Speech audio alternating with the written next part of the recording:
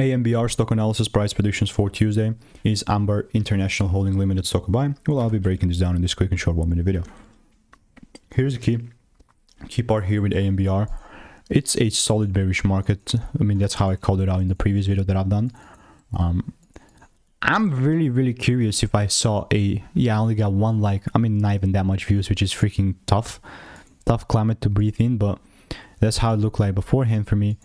And all I was certainly looking to do is just, if the price came back into the supply zone of mine, I was looking to take it lower, and that's exactly what happened. And there you go, we delivered. Now what's next with AMBR? Well, I'll tell you this, nothing special. Well, for me, just like still a bearish, one heck of a bearish market, and I'll just have like a red line pointing towards the downside, because I'm not gonna look for a trade.